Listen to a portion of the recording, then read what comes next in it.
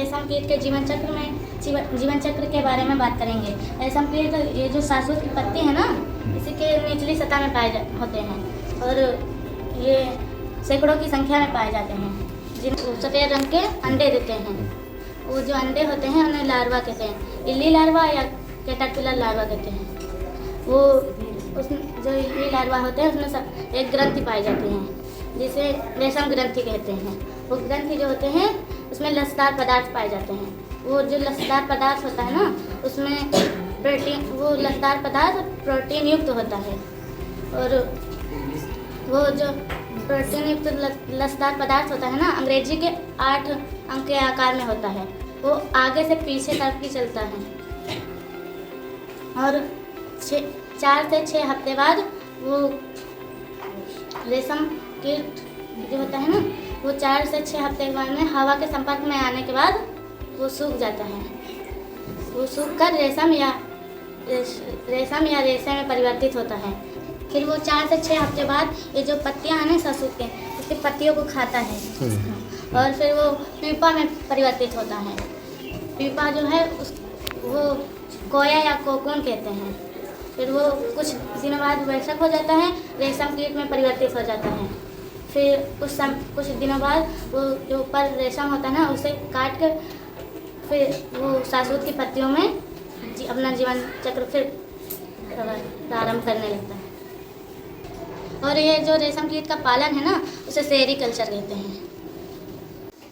तो जैसा हम जान रहे हैं कि आज का जो हमारी छात्रा भी बता रही थी, जैसा रेशम कीट का जीवन चक्र, रेशम कीट से किस प्रकार से रेशम प्राप्त करते हैं।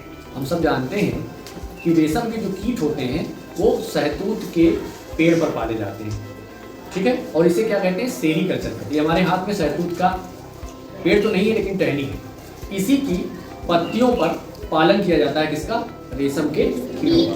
और रेशम के कीट बड़ी रोचक बात है, इस पत्ती के निचली सतह पर जाकर के चिपक जाते हैं और वो चिपकते हैं तो वहां पर सैकड़ों की संख्या में देते हैं अंडे। वो अंडे धीरे धीरे करके सफेद रंग की संरचना में परिवर्तित होते हैं। उस सफेद रंग की संरचना को लार्वा कहते हैं और उस लार्वा का नाम क्या है, कैटरपिलर लार्वा या इल्ली लार्वा कहते हैं, ठीक है।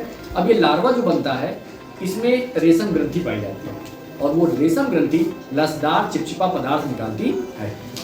वो लसदार चिपचिपा पदार्थ इसके चारों तरफ निकल आता है, ठीक है, रेशम ग्रंथि से। ये जो लार्वा है वो अंग्रेजी के इंग्लिश के 8 के शेप में होता है और जब ये चलता है तो आगे से पीछे की ओर चलता है।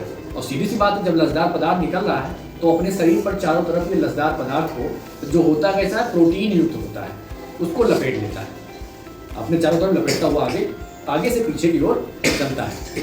अब ये लार्वा 4 से 6 सप्ताह इन्हीं शहतूत की कोमल पत्तियों को खाता है और अपना वृद्धि करता है और परिवर्तित हो जाता है प्यूपा में।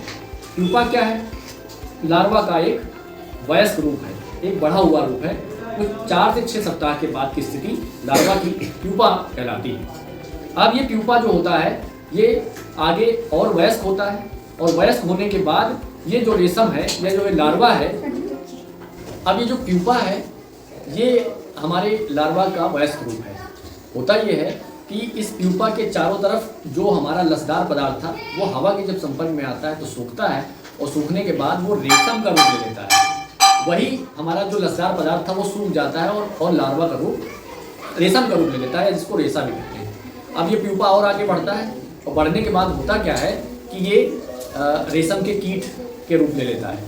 रेशम के कीट उस पूरी संरचना को जो बाहर रेशम का रूप में है, ये रेशम के कीट उन रेशों को काट कर बाहर निकलते हैं और ये कीट पुनः इसी शहतूत की पत्तियों पर जाके चिपकते हैं, अंडे देते हैं, लार्वा बनता है, प्यूपा बनता है, कोकून बनता है और फिर रेशम का कीट बनता है। यह प्रक्रिया कई बार जीवन में होती रहती है। इसी को रेशम कीट का जीवन चक्र कहते हैं।